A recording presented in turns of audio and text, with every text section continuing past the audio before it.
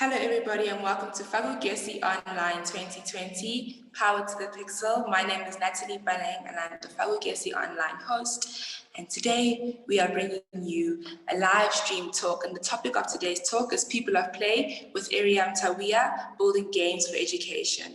And this talk looks at how gamification can be employed in education and training from kindergarten to the work field. And the person who we will be looking at and talking to is Eyram TAWIA, and I'm going to basically quickly read his biography. Eyram TAWIA is the CEO and co-founder of Leti Art, an interactive digital studio that creates Afrocentric mobile games and comics. His love for comics and games helped to spur his interest to learn to program while in junior high school. So he wanted to make comics, and he drew them as a youngster and made them come to life on the computer screen. He's convinced that Africa will make a salient contribution to the world of game development and believes that we will create new job opportunities that will boost Africa's GDP.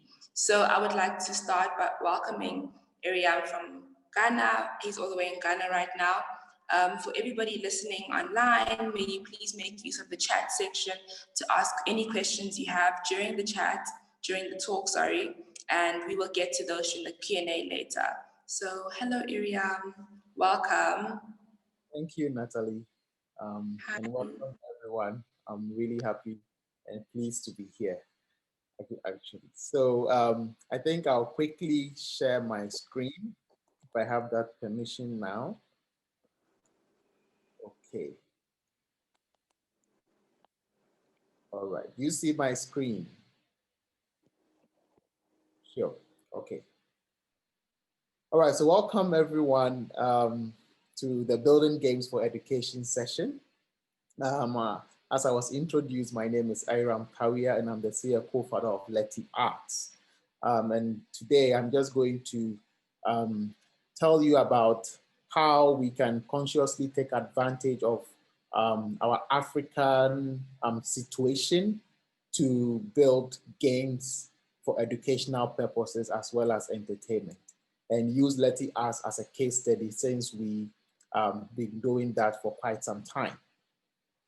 So to jump in, Leti Arts has been a strategic partner to leading companies on the continent. And obviously we've worked with a lot of NGOs, which means we've done a lot in education, and also some of these big brands, mostly making gamification services for them.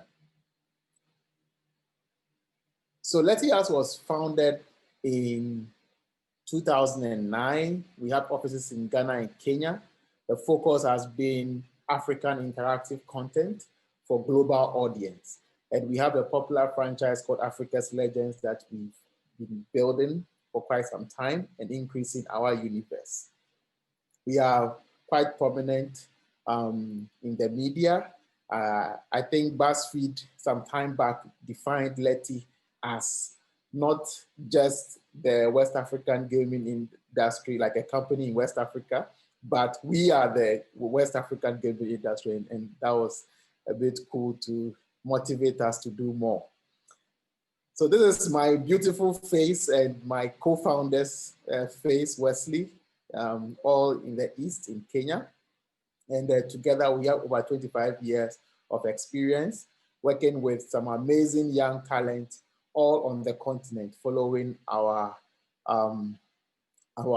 slogan, using local expertise to make games that compete globally. So all these are youngsters contributing their quota for the vision to be realized.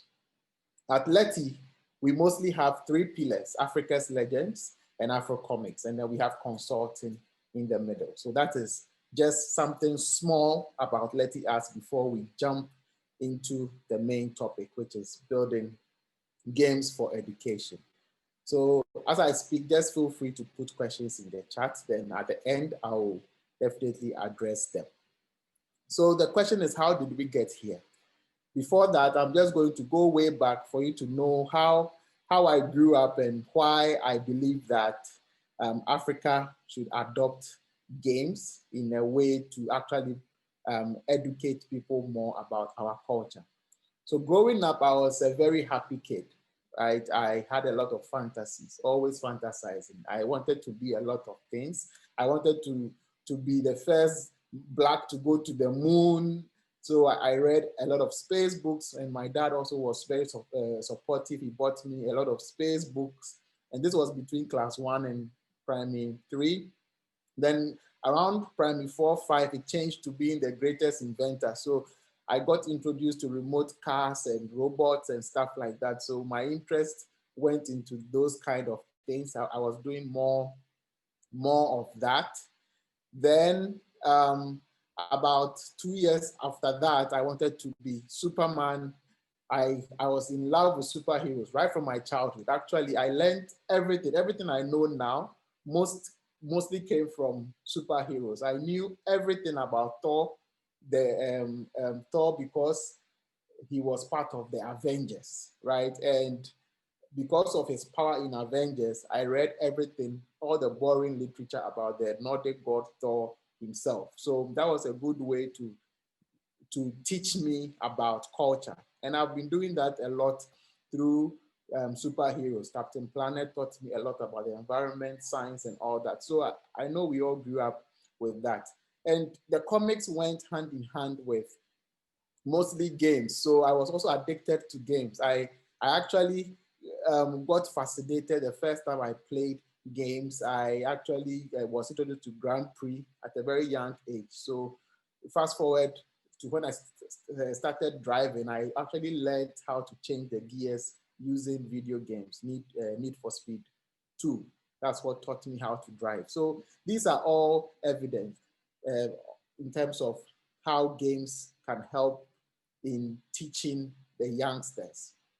So fast forward to junior high school, I drew a comic called Sword of Sygos when I was in school. So these are some of the comics we drew during 96, 98, when I was in junior high school. And Sword of Sygos, the one in the middle, has been one of my very cherished comics. And the comics that I had then had advertisements of video games in them. So I wanted so much to have video game adverts of Sword of Sygos within Sword of Sygos. And that's how come I studied how to program. And then I made got introduced to QBasic, and I made a lot of games in QBasic. It became my love for a long time, and that's how I became a programmer. Fast forward to university, I read computer science, and I took that advantage to build a video game for my final year thesis, which is Sword of Sygos, which became the first game to be made in the university, if not in the sub-region, since it was being reported that way. So fast forward to now, to 2007, I met my co-founder, Wesley, who was published in our local newspapers here as the first person to make 3D games in Africa. And it wasn't me. And fast forward, he became my co-founder. So that's how come we started Letty Arts together. And I wanted to give this bit of background for you to know where I'm coming from, the passion and the mindset of which I'm going to give this talk. So in Africa, we know that we have a vast continent, over 1 billion people, right? 55 countries, 3,000 plus cultures, and a lot is happening on the continent. A lot is happening in different sectors, growing very, very, very, very fast. Some of the challenges that we face on the continent is a nascent gaming culture. As a gaming company, these are some of the challenges. The consumer side. Games are now growing. People are now building the culture of games. And you can see there are small fragmented markets of the gaming space. Some in South Africa, some in Ghana, Kenya, Morocco, and we are all doing our own stuff. So the consumer side has its challenges. Then we have the development side, which is a scarce talent. Apart from South Africa, no formal university on the continent offers games to the university or master's or doctorate level. And we are all self-taught. I'm self-taught, and I've been doing this over 10 years. So my expertise is based on experience. But the cultural problem in Africa or most part of the world is that there is education and there is games, right? If someone picks a book and is reading, by default, that person is learning. If the person starts playing a game, no, they are playing, and you may get spanked because of that.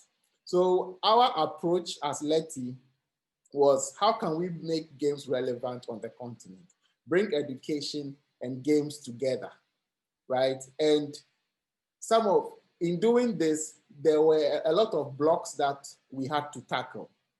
Some of them were culture-based, right? We have interesting culture.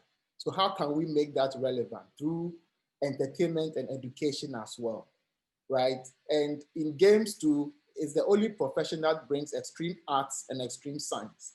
So it brings a lot of opportunities in the ecosystem. So we looked at whether African superheroes can also create the same global impact. As we know, Marvel did it with Black Panther. So we were like, okay, Africa was also very cool. So Leti us adopted this kind of approach, even way before Black Panther, but at least with the right budget, Black Panther made it known. Everyone started Wakandering, right? But when you come into building games for education, how I gave you my background of how I used Thor to learn to read about Thor and all that, it falls under some different categories, right? And now that the gaming ecosystem is growing very fast, we are getting some local slang or jargons to define sectors. We have fintech, right? So in ed tech, like we have education technology. So in games too, we've built some certain categories called agri-food tech, maybe health ed tech, financial ed tech, knowledge transfer, gamification. Then there's integrated ed tech. So this is where we started using integrated ed tech. And that block came as a way of us defining how we can use whatever is existing and add education technology to it. And that is where Leti Arts Africa's Legends came to play. How we can use superheroes to create fun, yet tell the African stories from different parts of Africa in an educative way to solve those challenges that I showed you.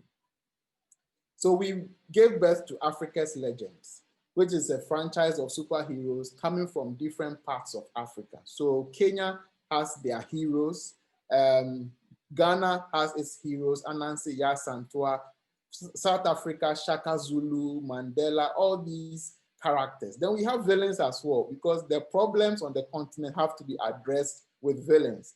So you create this universe working with, from the team I showed you, we have story writers, we have artists, we brought professions together. So story writers pick up these characters and fantasize them in the near future Africa. So I'm going to show you what came of Africa's Legends and how the impact grew till now. So we started off building comics and games. And the good thing is that that's how I grew up. I grew up with comics and games, which was very, very effective in my development. So in using superheroes, DC, Marvel flooded my mind, right? So how can we create that future for the next generation? Preserve culture for the next generation through education. And this is the integrated ed tech that I'm talking about. So we did comic on Anansi, comic on Africa's Legends, and we did a puzzle game, a Candy Crush-like simple game around it. That was 2014. Had tremendous publicity. Though the market wasn't too established in Africa, we got a lot of patronage globally, which was good and is growing. These are some of the samples from the comics. We tried to make comics that can compete globally. So the quality, exhibiting talent from Africa was something that, or it's something that we cherish very much, so that in universities to come, they can start patronizing these artistic skills on the continent. Then fast forward to 2017, we decided to redo Africa's Legends, called Africa's Legends Reawakening, or add a new universe that is set in the near future Africa. So this universe was born, and it was amazing, designed in a very technical, or innovative architecture, considering our environment in Africa, right? We wanted to make a AAA game that can be played through text messages in these regions, right? These are the true African regions. So how can we bring them into future Africa in a game, on a device? That's if someone is using PlayStation, iPhone, they can, or a feature phone, they could still play, and we can still educate the public. So this was a game that we started building called Reawakening, Africa's Legends Reawakening. And it's been amazing, right? With very great graphics, very great stories. And I'm going to show you a bit of the work process to make you understand how these things come to life. One of it is that I mentioned that games are a combination of arts and science. To design any game, it's arts and science, right? So what we did with Africa's Legends was at the art side, we put the design side. We start with a normal story, right? So you get a story writer, and this person can just be a regular one. So Arnold in our team, regular story writer, doesn't know how to program, but can write stories. So he developed our characters, wrote a normal story, very intriguing in a game form. There's some technicality that you can onboard. About a day or two, you can learn how to write for games. Then after you write the stories, we programmers pick the story, and then what you see on your screen are color code.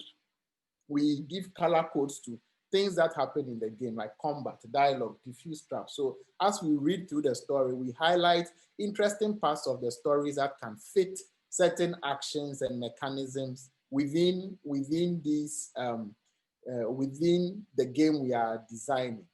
Then we extract it in an Excel sheet form, and this is a bit technical, but not too technical. So we break it down into acts based on the story. So here you can see act, chapter, character. NPC means non-playable character, like the AI character, story, location, features, environment. Then prologue, the AI character is scaly creature. You know, story is Toro's vision. Then features, navigation, combat. So this is just to show the programmers how to break down the story before programming. And this is still, we consider this process as the artistic side of the programming side. Then you have your concept artists also working hand in hand. They are visualizing the worlds in the story, the characters in the story. And this is the process where we do the character development. We research backgrounds of traditions, and this we did together as a group. We had one renowned speaker, Jake Manion, who is also speaking here. He was part of our team coming up with all these great stories. So we researched the Dogon tribe, and we decided how can we make the masquerade look cool as a superhero in the near future Africa. So you see concept artists making that happen, right? And then we have it visualized in a colorful form with concept arts. And we come to Ghana. Ghana too, you can see our beautiful kente showing there how can we make it look cool on Anansi. And then you can see reference images using Cyclops and all that for as reference. Then we visualize our Anansi. Then we go to Kenya. We also do the same with the Maasai warrior. How can Maasai's shuka look cool, and the shield and all that look very cool? So we do all these character development. Nigeria, we do the same. Oya from Yoruba, we do concept arts. Then we come to the villains, and don't get me wrong, the villain is white because you know, we should appreciate that, yeah, Africa was colonized by whites, but this is Rhodes from Zimbabwe. We picked stories from there as well, and we visualized it. Then we come to the science side. After you get all the cool art side, a lot of design also happens at the programming side. We draw flow charts, the game flow and all that. So these are just samples. We have a whole list of, a whole book of game design documents written into detail, but these are just gist of what happens. So this is the flow. Then we build a prototype on text. So I'll just walk you through a typical prototype of what we are building when it comes to Africa's Legends Reawakening. Also, all the design that you saw, this is a gist of how it's going to play. So it's a game, AAA game that can be played by text as well, right? So we consider every person as a legend. So you can receive, when the game is launched, you are going to receive a text message on Facebook or on whatever called Africa's Legends Need Your Help to Save the World. Join them now as they take down enemies. Are you ready? Then you can reply yes. If you are on PlayStation, this could be the first message. Then you click yes. Then the next one, we treat you like an agent, right? So legend, great you have joined.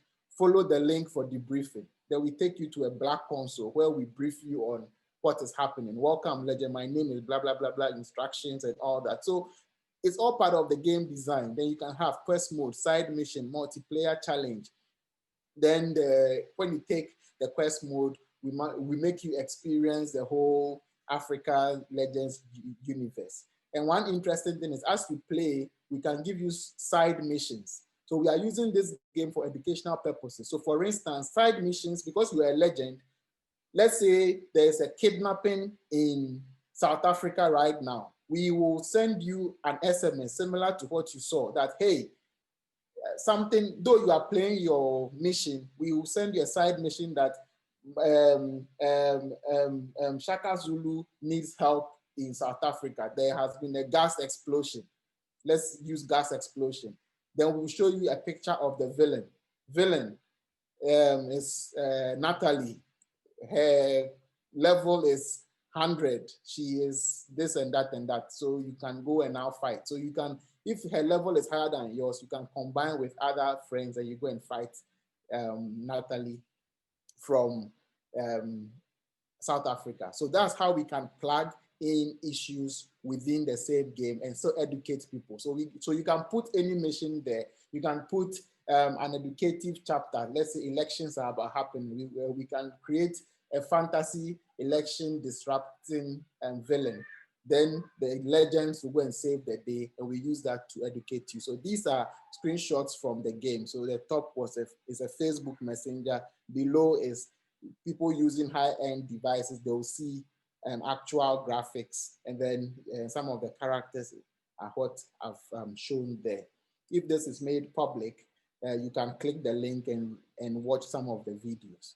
So these are some of the beautiful artworks that came from that initiative. And trust me, we learned a lot when we were building this. And now that we are still working on it, we are learning a lot. So all these come together to be considered as a game. And that's part of the inclusive edtech that I'm talking about. The other inclusive bit is also bringing in disability. So this game I'm showcasing at the arcade is also an educative game, but fun as well. And it's a comic, bringing on board cerebral palsy into gaming, right? It's a very key or unspoken about territory, which is that particular disease. It needs a lot of exposure. So bringing Kamza was like a dream come true. Once, and it was written by Farida, who also lives with cerebral palsy. So she knows about all the conditions. Recently, she came to the office.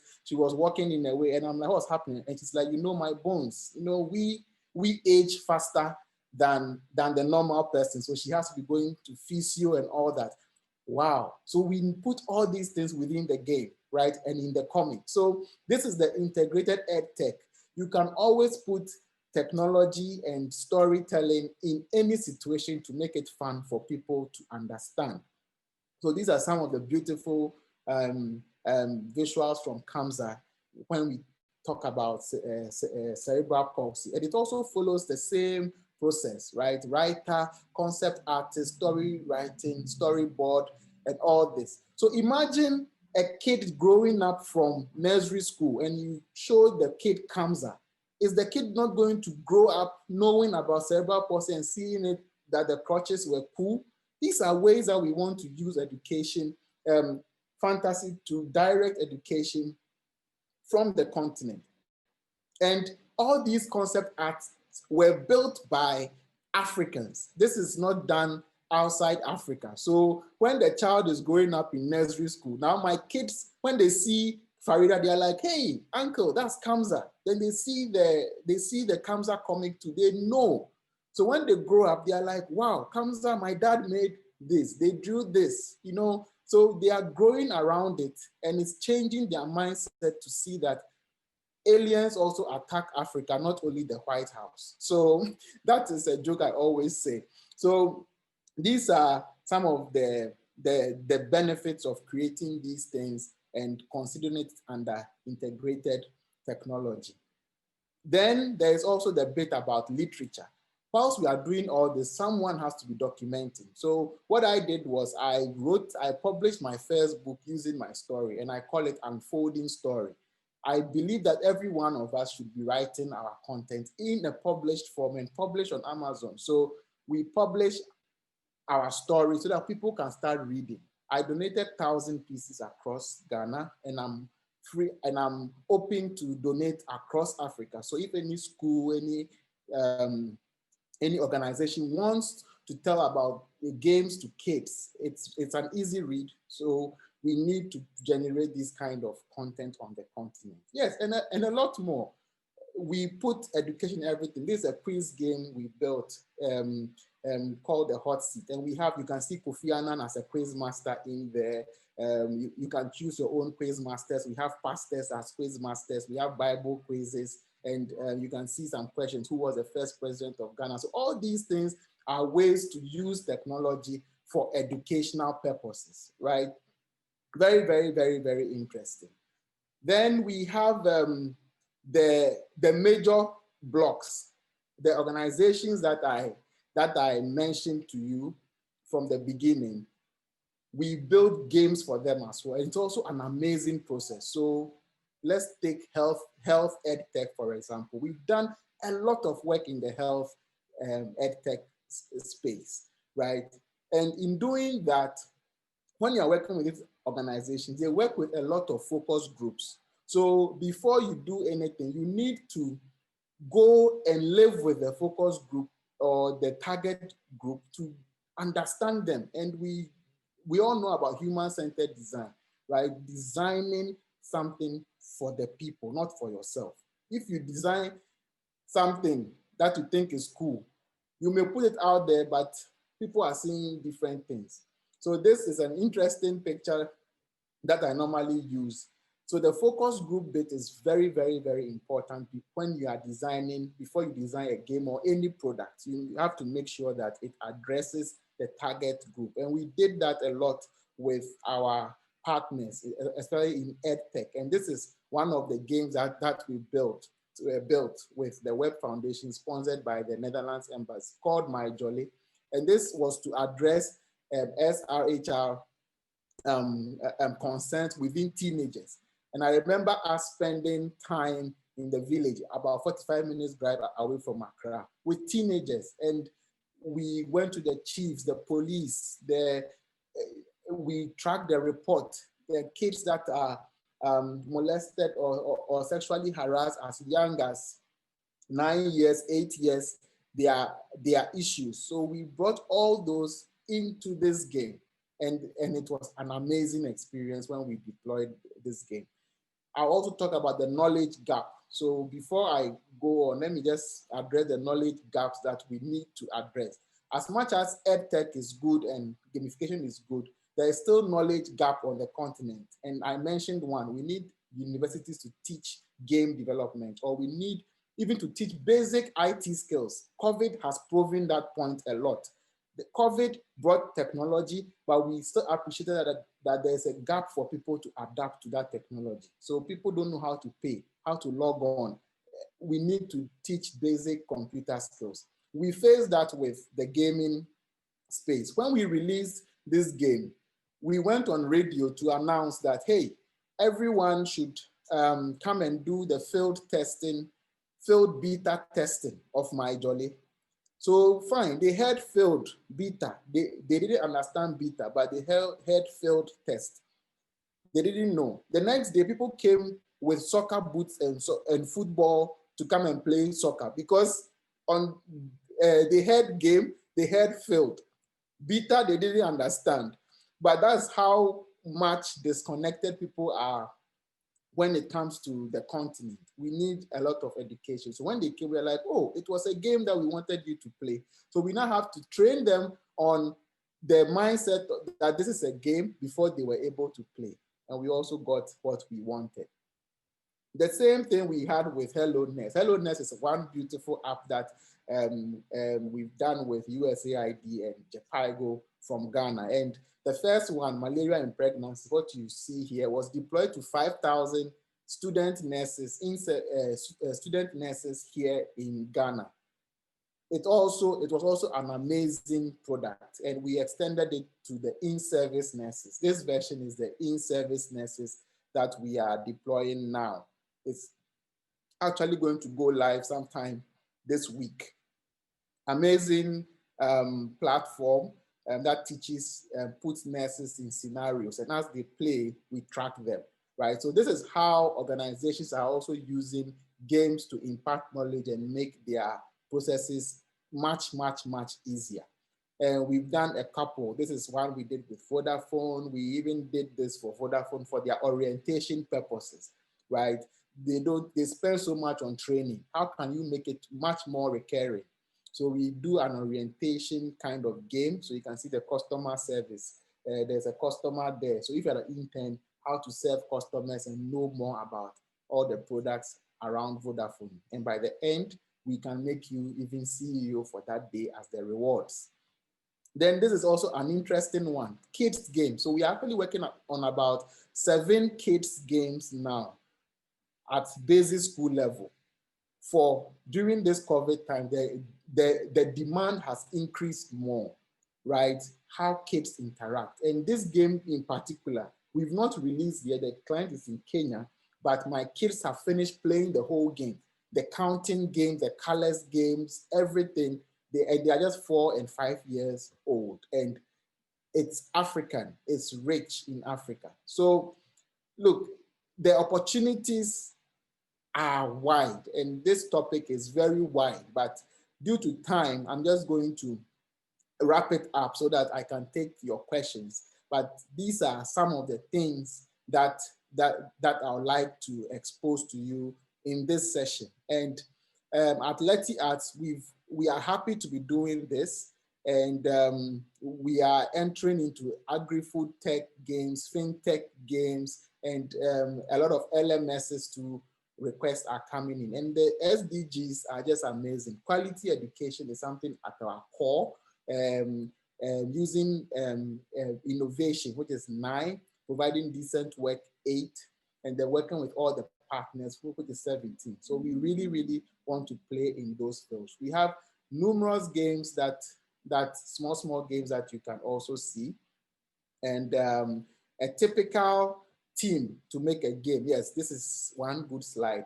To make, or what we've been doing so far is a team like this that we use for all our games. So we normally take a project manager who does the human resource, the client visits, field visits, brings the content. Then we have artists. You can have creative director, concept artist, illustrator. If you have 3D, you put 3D to there.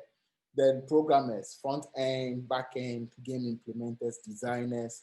Then the designer is not a programmer, but works with the programmer with the idea. Then the content creators, the script persons, then we have the sounds, and then the testers. So this is the team that we use now. In a much more professional setting, it's huge. Thousands of people make games, all the big games that you see. So yes, wrapping up, I think Africa is still work in progress. Finding the right issue fit for games is still a work in progress, but we need to do it several times. And for me, I always say that failure is good. And I tell people that I always have 2 more lives left. I'm like a game myself. Passion doesn't give up. It's hard, but when you get down, you come again and you do it better. These are some of the current tools if you want to go into game development. If you're an artist, look for Photoshop, Illustrator, Anime Studio, Toon Boom, and then you can also get the 3D tools. And I have some reading materials here as well, which will teach you about how to write for games, do art and sound, and also development.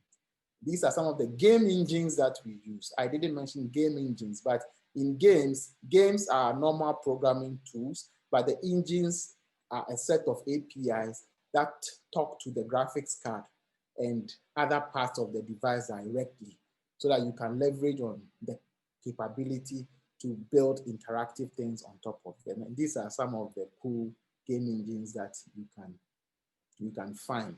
So yes, not only are we building companies in Africa, we are building a whole new industry in Africa. So please join me and let us build a game industry in Africa together. Thank you so much for the opportunity. Thank you. Over to you. So that's the end of my presentation.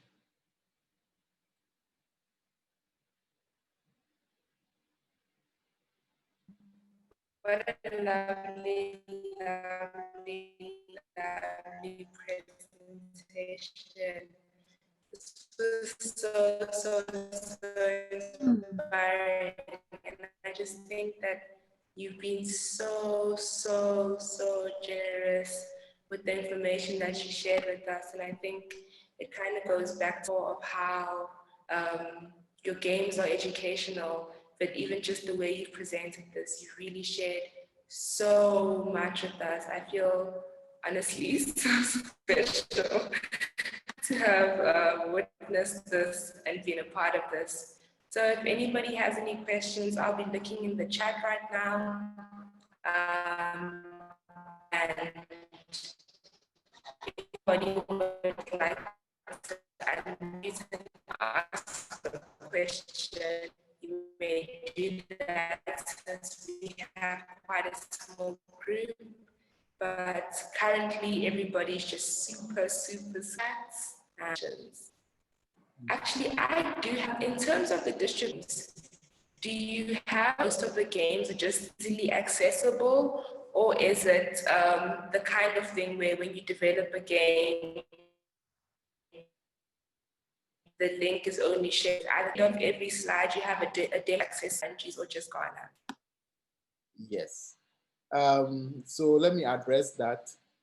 Yes, so for the distribution, we distribute on using the normal Google Play channels. But since we are more industry focused and Africa is still not, we want to capture Africa. It's not the diaspora. We want to find what works in Africa. So distribution has been an issue. So what we did was I jumped that product, but we have a product targeted for distributing our content called Afro Comics, if you see it. So Afro Comics is a platform that we built to address the distribution issue, right? The fragmentation issue. So Afro Comics, and it's open to other artists. And we now support animation, comics, and graphic novels, wallpapers, and soon we are going to add our mobile games. Currently, mobile games are being distributed on Google Play, Apple Store, and all that, and on our website. But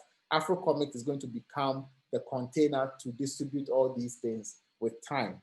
I saw MTN Ayoba app doing something like that. In the Ayoba app, you can see some game section there as well. So these are it means everyone is now realizing the distribution of games on the continent is a challenge. So we've onboarded, we are talking to some of these studios to bring some of their content. Some are signed up, some are yet to sign up, but we hope to get all these kind of content on Afro Comics that we fix that distribution bit, that fragmentation bit.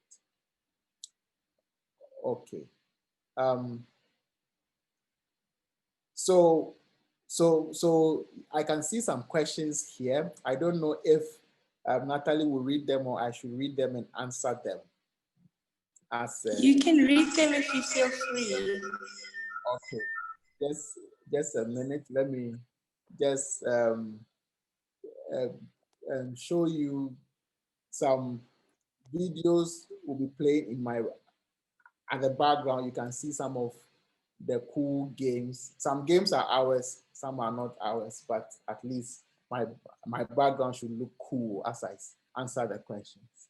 So the first one is question: with education as the core to your creative process, how do you view the evolution of the game industry, and what areas do you view as the most challenging over the next year and 5 years? Yes, this is a perfect question. So normally in these talks, I draw a timeline. I have a slide with a timeline of how games evolved since 90s. So we all started on the continent. Game started where we all gathered around TV sets like Atari, Super Mario, Mortal Kombat, all these games we all grew. Then late 90s, the 3D side came, PC started growing. Early 2000s, some of us understood game development, so we started developing. Then now, the skill set gap now, it's fragmented across. We have the art skill set gap. Great artists, but there's a knowledge gap to fit video games, which we are fixing through internships. So Letty Arts has trained over 400 interns since 2012. We have interns all the time who come and polish their skills. So that gap, that skill has to be developed, the creative aspect. I now have to be telling people that games is not programming. Games is 90% design, 10% programming. Why? Because robots are now programming the games. Now engines are taking over the difficult bits of game design development. So the design bit is where I see that we need to fix very well in the next year. That is where the gap is. How can we make fun games using our situation? Then in the next 5 years, development is also going to come in, but there are a lot of tools that are going to start supporting that. Even us, we've built an internal game engine called Luminous, and in the next 3-5 years, we are going to make it open source and public. So those who will be coming might not be doing hardcore programming again, but they're going to understand at design level how to put these blocks together. So it's going very fast, and the evolution of games on the continent, Africa is going to find its own platform. Probably games are not the ones that we are playing. The game that is going to work in Africa might not be the Candy Crush or the Supercell or the PlayStation. There is going to be a platform like maybe an AR game or a trivia game, or there could be, because WhatsApp grew, chat. Africans want to chat and do stuff. So that Africa is going to define its own way of gameplay, and that's what is going to break that or define Africa's gameplay. And the skill set will be design, the design side. Programming, yeah, people will figure it out, but the design bit is very important. How do we actually work together to build the African game industry? Yes, this conference, let's start from now. If you are a story writer, you are a blogger, you are a movie person, please get in touch or find another game person, write the stories for the people. If you have any story, send it, let's digitize it. If you are a blogger, talk about us, please interview me, review our work, write everything. If it's crap, tell us it's crap. If it's great, tell us it's great. We need to create a lot of such content. So let's start working together and bringing skill sets together. Yeah, from Tegan, my question is for Kieran from WITS, who I see in the participant. Do you students read Eyram's book? Okay. Yep. So that is a question to I can help out there. Sorry, I know Natalie, I think Natalie's really upset that her line is broken because she's clearly a fan. She's like falling off her chair, wanting to host you at this point. And I'm sure she'll come back any minute. Yeah, but my question was, yeah, Kieran is in the chat as well. That should, I mean, as the one game design program, and actually there are a few game design programs on the continent, not only in South Africa, slowly coming about. And I wanted to know if Kieran if they were reading your book, because they really should. And we should make sure that it's in the library. Kieran, you can jump in and just ask your question directly. They definitely will from now on. It'll be set curriculum. Thank you. And then my question was, your writing process for games is really fascinating. And it's one of the things in our department that we're really looking at, how to develop writing for games and for animation and for other kind of interactive media. And we'd love it if someone from you or someone from your team could come give some guest talks to our writing students next year sometime. Okay, yes, I'm very open to do that. And you could also bring Farida, the one who wrote for Kamza. She could also talk about how that bit of hers also works. So I can tell her about it as well. But I'm very happy to also come and give a talk about it. That'll be great. Thank you. Thank you too. Okay, all right. So I think these are the questions, and yeah, I think that's mostly the questions. And thank you so much. Like, you're extraordinarily passionate. And we have students in the back who are from the theatre background, who are from arts backgrounds, who are literally falling off their chairs. So excited about your work because it crosses so many boundaries. And the way that you're also being able to speak about it has been extraordinary as well. I see a comment here from Vic, a comment and a question. Let me read it. It is exciting to see a superb framework designed to develop the game artists and writers of the future. But whilst a lot of that is directly tied to the development of creative aspects of the industry, what avenues exist to support the development of non-creative facets of the industry? Yes, and that bit is where I fall in, but it's strange for me to say that programming is not gaming, but because that is scaring people.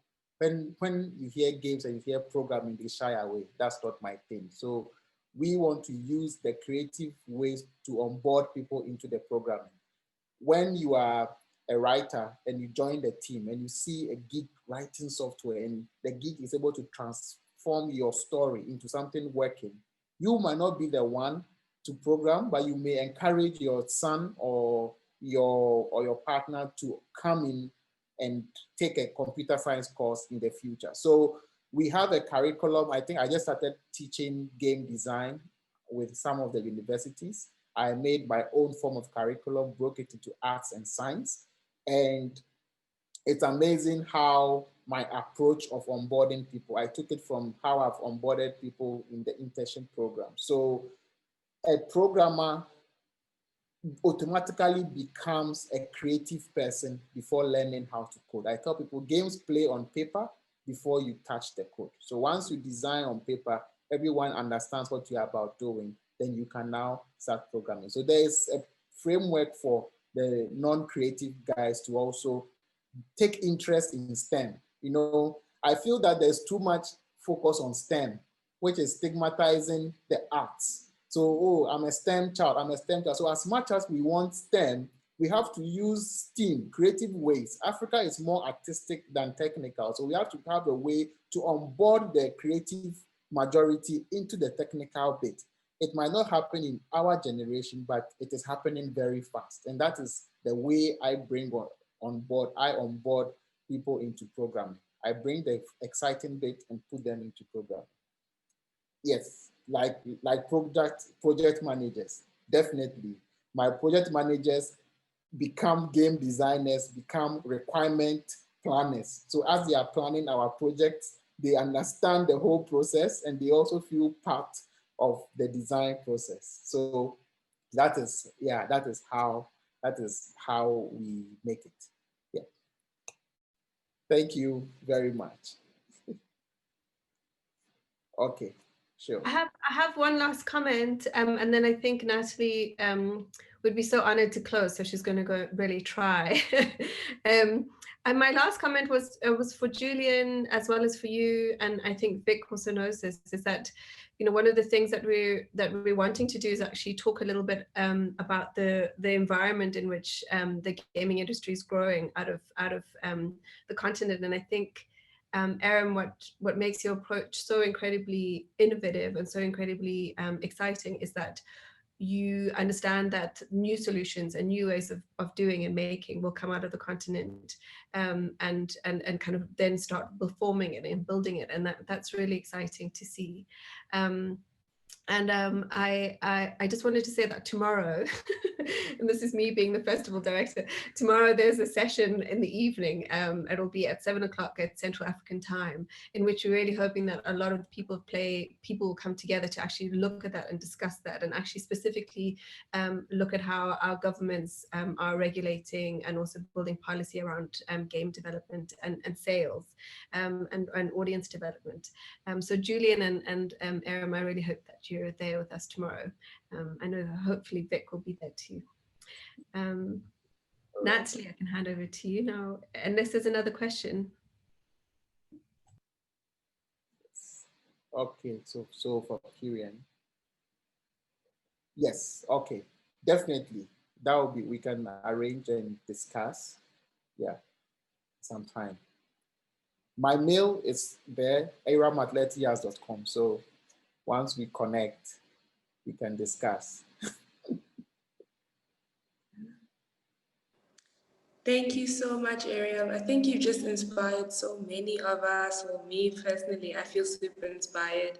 But I think it's been a really, really, really insightful and exciting chat to just see what you're doing in Ghana, but also just you're creating formulas for Africa in general. So it's just a really, really, really beautiful thing to see exist. But also hopefully we just want to see it explode. Thank you so much to all our audience members. Thank you everybody for joining us. We have more talks this week, People of Play series. And yes, like Tegan said, we have a talk tomorrow night at 7 Central African time. See everybody there, hopefully. Thank you so much for joining us on Fak'ugesi Online. Goodbye. Thank you so much to our guest, Eyram. And we hope to see everybody come through to more talks.